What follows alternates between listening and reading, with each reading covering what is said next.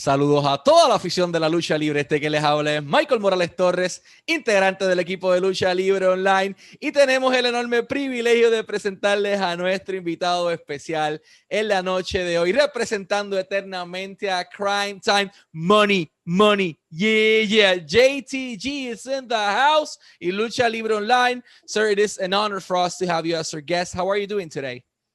I am doing great. Thanks for having me. You are now rocking with the God. What's really good? No, man, thank you for being here. As mentioned, it is an honor for us to have you. And just wanted to start the interview asking you, how did that passion for pro wrestling started in you, which was either the wrestler or the match or rivalry that engaged you enough to do this for the rest of your life? Oh, it started at a very young age, since I was probably about the age of 2. Um, my mom and dad were big wrestling fans. My mom would take me and my sister to Madison Square Garden, NYC, every month, and I would see the likes of Georgia Animal Steel, Macho Man, Hulk Hogan. Seeing those performers live and being around that New York crowd. I became addicted immediately. I'll translate that briefly to Spanish. ¿Qué lo inspiró? Pues bueno, desde muy temprana edad, desde los 2 años de edad, comienza su pasión por la industria de la lucha libre. Y lo interesante es que su mamá era quien lo llevaba al Madison Square Garden cuando tenía desde 2 añitos a ver los nombres como George the Animal Steel, Hulk Hogan, entre muchísimas otras superestrellas. Y de esta manera es que vamos, básicamente se enamora de la industria. Let's fast forward a little bit in time. You signed and worked for WWE for multiple years, but we wanted to ask, who was the person responsible for granting you that first opportunity? Who was the person that brought JTG in the WWE in the first time? All right, so when down in Louisville, Kentucky, I was in OVW, Ohio Valley Wrestling. That was the minor leagues of WWE, where they got most of their talent from. During the Ruthless Aggression era. Shelton Benjamin, Brock Lesnar, Randy Orton. A lot of that talent came from their minor league OVW. And when I was able to get to the contract class, because there's different tiers in OVW, they have the amateur class, and then there's the intermediate class, and then there's the contract class. And if you're in the contract class, you get seen by the WWE office, and that's where you wanted to be. So after a few years of experience and paying that tuition, I got seen by Vince McMahon because of a vignette that me and Shad did down in Kentucky. We were having fun on camera. We were beating up guys at the ATM, stealing from the police. Just having fun on camera and just being ourselves, but with the volume turned all the way up. And Vince McMahon saw that, and when he saw that, he didn't even see me wrestle. He just saw the chemistry between me and Shad and our on-screen presence, and he wanted that on his product. He wanted that on Raw, and I got the call.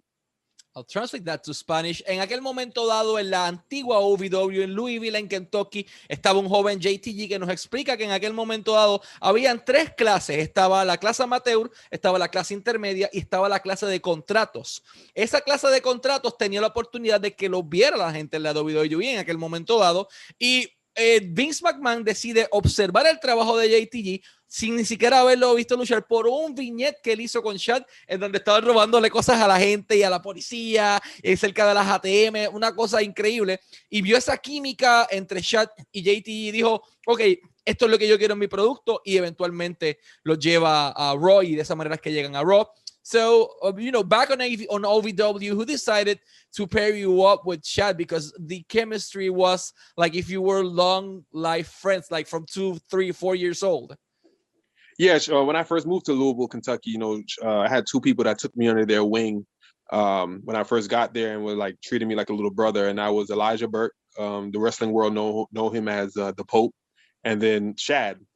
And Shad, we didn't plan to be a tag team. We were put together by Danny Davis, Al Snow, and Paul Heyman. Shad had just finished running a championship program with CM Punk. And though that ran its course, and they were like, "What's next for Shad?" And I was in the contract class, and they noticed that I had a lot of potential, a lot of charisma. I was in a tag team before, and my former tag team partner was having some personal issues, so I was there in a standby. And they said, "Why don't we put Shad in?" It was their decision, Al Snow, Paul Heyman, and Danny Davis, to put us together. And when they put us together, we had such great chemistry, and we hit a home run right off the bat. Cuando él llega a OVW, hay dos personas que lo toman debajo de su ala. The Pope, conocido anteriormente como Elijah Burke, y Chad fue la otra persona. Y entonces siempre fueron buenos con él. En aquel momento dado, él estaba teniendo problemas con su antiguo compañero de equipo. Y nace la idea de Danny Davis, de Al Snow y de Paul Heyman de decir, oye, estos dos muchachos juntos pueden funcionar, ese pair-up va a ser excelente, y eventualmente así ocurre. Chad termina su programa con CM Punk en aquel momento dado, y JTG pues hace equipo con él. Do you remember your first time meeting Chad, like not necessarily pro wrestling wise, but the first time you guys met? What was the first thing that went through your mind when you saw this enormous human being with such a great heart? The first time I remember exactly the first time I met Shad, I was introduced to him by Elijah Burke. You know, it was my first amateur show, and Shad came to the amateur show to see the new talent, to see, pretty much to get out the house. There's not pretty much to do a lot to do in Louisville, Kentucky. So a lot of the contract class, a lot of the TV, the local TV stars came and watched the amateur class. And I was introduced to him, and me and him hit it off right away, because we're both from Brooklyn and we grew up in the same neighborhood, and we exchanged contact, and we were inseparables since then. And that was my first time meeting Shad, and he immediately took me under his wing, and he was like my big brother down there when I was in Louisville. I'll try to say that briefly. En aquel momento dado, Chad, JTG estaba en la casa de los amateurs, y Chad llega a ver el trabajo de que estaba haciendo JTG en OVW versión amateur. Quien se lo presenta es Elijah Burke. Formalmente, pues, dos muchachos de Brooklyn juntos, simplemente estaba hecho para ello. Y Chad llega allí directamente, ve su trabajo, y simplemente nace esta química. Back on the developmental days, you mentioned Elijah Burke and Chad. How was the chemistry among you guys? And you guys ever travel outside to do, I don't know, dark matches for the main roster? And as well, how was your experience, traveling with both Chad and Elijah Burke, or living basically with them, because you guys were always together? I didn't travel much with Elijah Burke when I got to WWE. But I spent me and Shad traveled together. We was joined at the hip. We were pretty much married together. That's what they call tag teams, because you guys, if one person gets in trouble, both of you guys get in trouble. One person's success, another person is like we were joined at the hip. And so I did most of my traveling with Shad, and Shad liked to have fun. That was his thing, and sometimes him having fun got us both into trouble. But his thing was having fun and having a great story to tell the next day. I'll translate that. En aquel momento dado, no viajó mucho con Elijah Burke, pero sí con Chad. Y siempre le mencionaban como que estos equipos terminan siendo un matrimonio, terminan siendo prácticamente un matrimonio. Y pues cuando uno se metía en problemas, el otro se metía en problemas, pero siempre destaca esa importancia de Chad de siempre querer divertirse, hacer que el resto se divirtiera, y siempre tener una historia bonita que contar al otro día. So, let's fast forward a little bit in time. Do you recall your first day in the main roster? How do you felt, going into the backstage area and seeing these personalities like, I don't know, John Cena, Randy Orton, Batista, Ric Flair, Triple H, among many other guys that, were part of the roster at that point? My mind was definitely blown, because I grew up watching professional wrestling, and at the end of the day, all professional wrestlers, as much as they don't want to admit it, we're all fans at the end of the day. So, but we just took it a step further, and we pursued our dream. So yeah, so I remember being on the bus on my first international tour, going to UK. And I had a moment where I was like, I can't believe this. I'm on the bus with Roddy Piper, Ric Flair, Shawn Michaels, Triple H, John Cena, and I'm considered their colleague. It was like crazy to me. Like just a few months ago, a year before that, I was working at a daycare at the gym because that's when I got my call to go to WWE. I was working at a daycare at the gym, and just a year before that, I was picking up kids and signing them in when they came through the door. Now I'm on a bus with Ric Flair, Roddy Piper, John Cena, Shawn Michaels. It was a lot, but I kept my composure and I was very professional. I'll translate that to Spanish. Le pregunto qué recuerda de esas primeras veces que entró al camerino y de repente ve todas estas personas que ahora son sus compañeros. Siempre él menciona que él creció viendo lucha libre, él siempre fue un fanático de la lucha libre, del wrestling, pero dio ese paso adicional para poder convertirse en luchador. Y cuando estaba un día de repente en un bus, en una camioneta de camino a un tour a UK, él se da cuenta como que aquí está Roddy Piper, aquí está Ric Flair, está Shawn Michaels, como que anda para el carajo, estos son mis compañeros, yo soy considerado su colega y se llena de emoción en aquel momento dado de esa manera. Siempre se mantuvo la compostura, muy serio, pero pues obviamente la emoción estaba por dentro. Do you remember your first match in the main roster? Or was it along with Chad? Was it yourself? Was it a dark match, a regular match? What do you recall of that match? And mainly, what do you felt at the exact moment you were, about to go outside through the curtain and walk down the ramp? The first match that Chad and I had, it was definitely a dark match. And I believe we worked, I'm trying to remember. It was such a long time ago. It was Charlie Horse and Viscera. I believe so. And I wasn't nervous at all. It was more of a feeling of, I was excited to go out there and show the boys in the back, show the Office, WWE, the Office, and show the world what we could do, and represent the hood, represent the fans that look like me. I was just anxious to do it and go out there and have a good time. So there was no nerve. I didn't have any butterflies in my stomach. I wasn't nervous, but more of excited to go out there.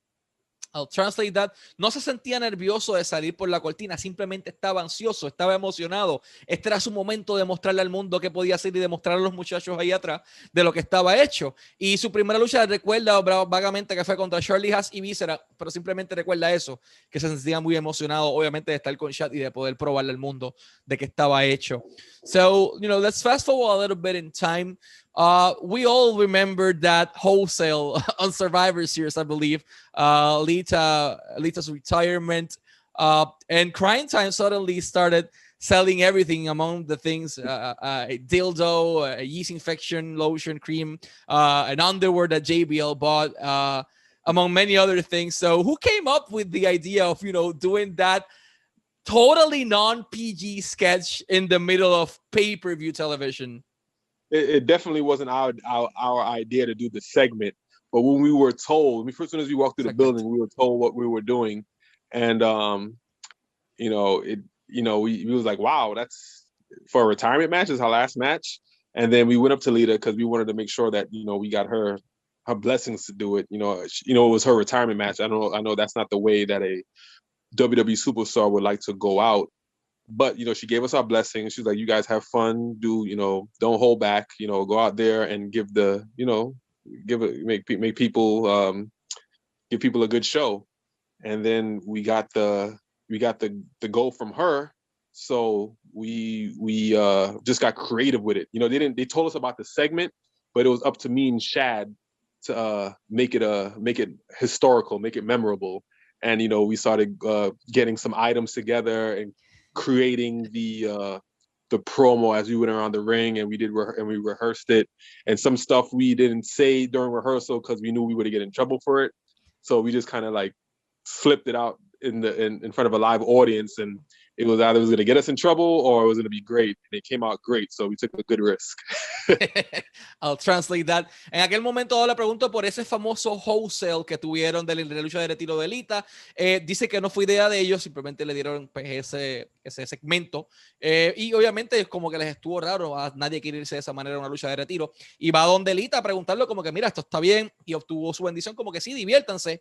Pues obviamente a la hora de practicar todo lo que se supone que dijeron las promos y todo, hay cosas que ellos no dijeron en el rehearsal, en el ensayo, no las dijeron porque se podían meter en problemas, así que podía salir extremadamente mal o extremadamente bien, y pues fue extremadamente bien, se divirtieron, muchas de las cosas las desarrollaron en el camino, y bueno, todo fue excelente. So what did you got released, from WWE, both of you, in the first time in 2007, just to hire you back like a year later? What happened there? It wasn't even a year later. It was 6 months later. It was 6 months later. We got 3 months, 3 months pay, and then it was kind of like a paid vacation, if you ask me. But they had to make an example out of us because we reacted to a rib gone bad, not very well. Especially us being green, being new. We reacted in front of a live audience, and there had to be some consequences to that. So what they wanted to do was make an example out of us, release us, make sure that they sent a message to the locker room, like, look, you can't do this, and get away with it. So we were the examples made of, and then they brought us back. We didn't know that at the time. They kind of hinted to, just keep your noses clean. Don't say anything negative about the company, remain positive, and, maybe down the road we'll bring you guys back. And at the time I was like, I just lost my dream job. I wasn't trying to hear that right now. I was like, yeah, whatever. But they stuck to their word, and, we re-debuted after the day after WrestleMania. I'll translate that to Spanish. Le pregunto por qué fueron dejados en libertad la primera ocasión. Hicieron algo, reaccionaron de manera negativa frente a una audiencia en vivo por algo que no tenía que hacer de esa manera. Historia larga, corta, para simplemente enviar un mensaje a las personas allá atrás de que eso no se podía hacer. Los dejan en libertad. Pero él lo ve como unas vacaciones pagas porque estuvo 3 meses con salario y pues 3 meses libre técnicamente, pero siempre les dijeron, mira, manténganse limpios, no hablen de nada negativo de la empresa, manténganse enfocados y tal vez en el futuro vamos a volver a traerlo. Y él como que, me estás diciendo eso, yo acabo de perder mi trabajo soñado, y efectivamente mantuvieron su palabra, y a los 6 meses luego regresa Crime Time. So you got this second run, everything was different, you guys were you could just see the passion in both of your lives, in your eyes. Everyone was like, okay, these guys need to be the next tag team champions. What happened that they didn't, went through that road, giving you the titles?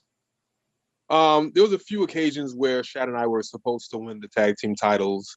But what we kept hearing from a lot of the agents and some of the head writers is that they said that we didn't need the tag team titles because we were already over.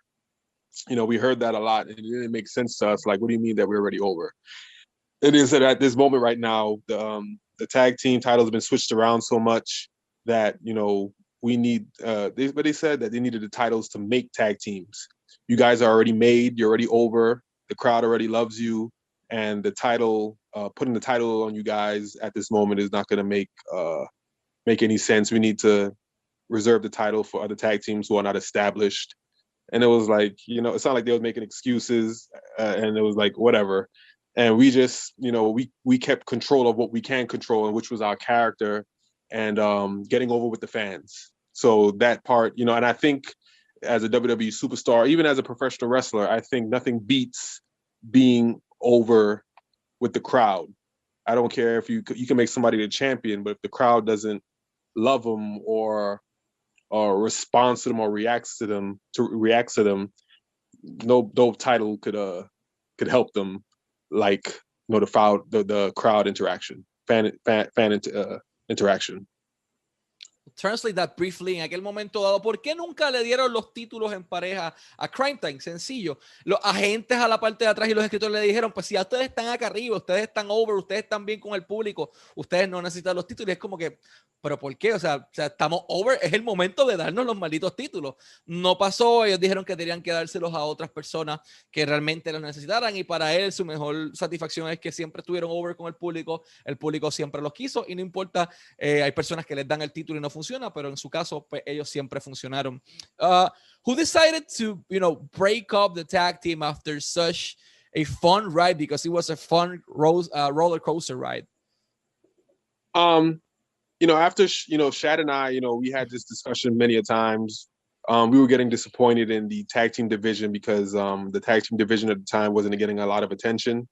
And what we noticed was that they were putting together single wrestlers together, making them a tag team and giving them title runs, giving them title shots. And here you have Crime Time, an established tag team who are fan favorites, and we're not getting our just due. So we kind of like, well, we talked about going our separate ways, but we didn't really get into too much detail, and we kind of ran it across, to the writers. So it was kind of our idea, it was our decision.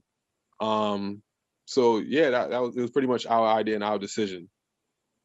I'll translate that. ¿De quién fue la decisión de que se separara Crime Time? Pues ellos lo estuvieron hablando mucho tiempo, decían que en aquel momento dado la división en pareja, ponían simplemente dos singles competitors juntos y de repente le daban los títulos en pareja, como que no les estaban dando el valor que merecía, y tenés a Crime Time, un equipo ya establecido, nunca se los dieron, y pues tomaron esa decisión. Fue su idea de separarse para buscar oportunidades como singles, y le llevaron esa idea a los creativos en aquel momento dado. Speaking of which, how was your experience working, as a singles competitor, and what was the biggest challenge you face personally, basically, of being out there without Shad, without anyone in your corner? Yeah, that was a difficult hurdle for me to get over. When the passing of Shad had just happened, it was fresh. I was in depression mode for a few weeks, and I kind of debated if I wanted to get back in the ring or not. If I wanted to be around the wrestling business, because it would remind me a lot of our, of Shad and our relationship. But after meditating and staying to myself, I was, something told me like that just is not what Shad would have wanted. He wanted me to continue my career and represent myself, and keeping the Crime Time legacy alive and representing the both of us. So that made me gave me the fire and the drive, to move forward with my wrestling career solo and put my best foot forward, and not just be a wrestler, but being a superstar, role model, a locker room leader. And I had to transform myself. I had to reinvent myself. I'll translate that. En aquel momento dado, lo que le dio esa energía, ese fuego para continuar hacia adelante, para poner ese pie y seguir hacia adelante, fue Shad. Lo que Shad creía en él. Shad decía que tenía que representar a Crime Time al igual que él iba a hacer él, y simplemente buscó reinventarse y tener éxito en esta nueva carrera de singles competitor en aquel momento dado. How was your relationship with Vince McMahon? I mean, at this point, not many wrestlers had the opportunity to even meet him while working in the company. But back then things were different. So how was your relationship with Vince? From my personal experience, I had a great relationship with Vince McMahon. His door was always open. He was very approachable. I didn't politic with him or, say anything personal like, did you see the game the other day? Or, I didn't, I kept it strictly business. And if I had an idea or creative idea or something that I wanted to do that was related to business, his door was always open. So it was a good relationship. La relación era buena en aquel momento dado y siempre tenía esa política de que las puertas iban a estar abiertas, siempre podía llegar a su oficina y hablar. Así que de su aspecto personal y de su experiencia personal fue una buena experiencia conociendo y trabajando con Vince McMahon. After both of you got separate pathways from the WWE, were you ever contacted, you and Shad, to make a return as Crime Time one more time? Yeah, there was some talks about bringing Crime Time back. I'll say, what year was it? Because I went to this show. It was November 19th. Yep. It was the day after Survivor Series. Shad and I actually got the chair right here. If you guys can see it. That's the chair home. Awesome. We went to the show, the Monday night. It was a SmackDown, I believe, we went to. And we talked to the head of talent relations about returning. The guys, they said our doors are always open. You guys look great. You guys look like you have matured a lot, and we would love to bring you guys back. Let's send us some stuff and let's talk.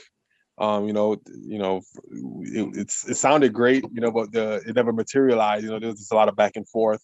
And if Shad was still here, I definitely think that Shad and JTG would have been on your screen, but we will never know. Yeah, man. I'll translate that briefly. Sí hubo planes para traer a Crime Time de regreso a WWE. Específicamente el 19 de noviembre nos muestra la silla de Raw después de Survivor Series. Hablan con el jefe de Talent Relations en aquel momento dado y dice, ustedes se ven excelentes, están en buena forma. Claro que las puertas están abiertas y pues obviamente siempre estuvo ese back and forth, siempre hablaron, pero pues no se concretó nada y lamentablemente pues todos sabemos lo que ocurrió y ahora sería pues qué pudo haber ocurrido. That news struck everyone and got us by surprise. No one expected that Shad went away. He went away like a hero. So first of all, we didn't have the opportunity to say to you, even though it's been some time, but our condolences to you in losing your best friend. You've been an extremely strong person through this pathway. Do you think the WWE would induct Shad into the WWE Hall of Fame either on a different wing or on the hero wing they have available, or as a singles competitor or Crime Time? But do you think the WWE would induct Shad into the Hall of Fame anytime in the future? That's a good question, and I have no idea because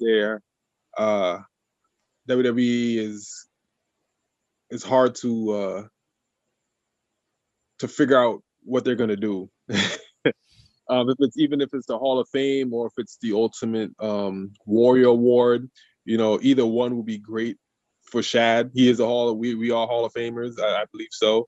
We had a lot of memorable moments in WWE when we started in 2006, and Shad definitely deserves the Warrior Award for his heroic act, sacrificing his life. There's no bigger act than sacrificing your life, especially for your son to live on. Definitely think he deserves it, but I don't. If he doesn't get the Warrior Award, it doesn't matter. The world knows that he's a hero, and I don't think he needs a award for it. But if it is acknowledged by the WWE, that would be great.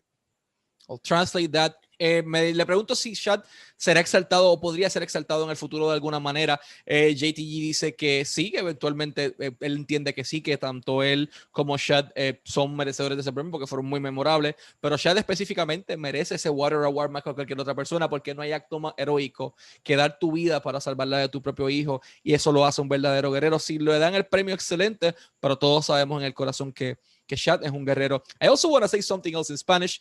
Pueden seguir a JTG en todas sus redes sociales, Instagram como @JTG121084, JTG121084, Twitter JTG12184, JTG12184 en Twitter. De igual manera, ProWrestlingTees.com/JTG, ProWrestlingTees.com/JTG para toda su mercancía. De igual manera, tiene 2 proyectos adicionales corriendo. El primero, el Beard Care. Por eso es que la barba de él luce tan excelente, porque él utiliza el Sexy as Hell Beard Care. Su propio producto es SAHBeardCare.com, SAHBeardCare.com. Si usted quiere mantener una barba como la de JTG, simplemente vaya a SAHBeardCare.com. Y de igual manera, el Testosterone Boosting CMOS es algo para lucir como luce JTG, para lucir como toda una superestrella. Lo único que tienen que hacer es ir a t-moss.com, t-moss.com, para toda la información, o de igual manera contactarlo a su correo electrónico para este sistema de crecimiento muscular, que créanme es muy efectivo. Mira cómo luce él en este punto de su vida, está increíble. Así que simplemente es timossllc@gmail.com, timossllc@gmail.com, ahí lo pueden contactar. Y a todos los promotores del mundo, Puerto Rico, Argentina, Chile, México, Panamá, Costa Rica, Colombia, donde quiera que usted esté, este es el talento que usted tiene que llevar a su empresa. Ex WWE y el actual campeón mundial peso completo de la empresa VIP Wrestling en Texas, así que pueden adquirir sus servicios a través de el servicio de bookings de él, que sería bestdeal284@gmail.com, bestdeal1284@gmail.com, para todo tipo de contrataciones en todas partes del mundo. El hombre está disponible, bestdeal1284@gmail.com, y créanme que se está llenando como pan caliente su fecha. JTG, first of all, it's been more than an honor for us, to have you here as our guest. Last but not least, we saw something really interesting that you did recently, and it was, winning the VIP World Heavyweight Championship recently, Texas Circuit, and dedicating that victory to Shad, but not only to Shad, to the whole African American community out there that is looking to JTG as their hero and as a role model. How did that felt for you that finally, after so many times, so many years, you got the opportunity, to win a big heavyweight belt in the independent circuit? Oh, it's definitely an honor. Not just being the holder of the title, but also the responsibilities that come with it. When you are the heavyweight champion, you're the face of the company. You are also the locker room leader, and you like I said before, you represent the company. So I appreciate the privilege of being the champion at VIP, and I'm definitely gonna live up to the task of being a champion, being the face of the company, and putting VIP on the map. I'll translate that to Spanish. JTG siente que es un honor porque con las responsabilidades del título, con los beneficios, vienen las responsabilidades. Entonces ahora él es este líder del camerino en donde los muchachos están poniendo su atención, y simplemente fue un honor ser el campeón de VIP, y es el campeón todavía de VIP Wrestling. Esperamos que lo sea por mucho tiempo más. Nuevamente, Instagram a JTG121084, Twitter JTG 12184, Testosterone Boosting Simos t-mos.com, sahbeardcare.com, sahbeardcare.com, prowrestlingtees.com/JTG, y su booking email bestdeal284@gmail.com. Sir, as mentioned, it's been an honor for us to have you as our guest. Always wishing you success in your career, and let's hope to see you in WWE back soon, man. You really deserve it. Like the WWE, Impact, All Elite Wrestling, but one mainstream company that finally, grants the chance to a good talent like you. Thank you. I appreciate that. Thank you, sir.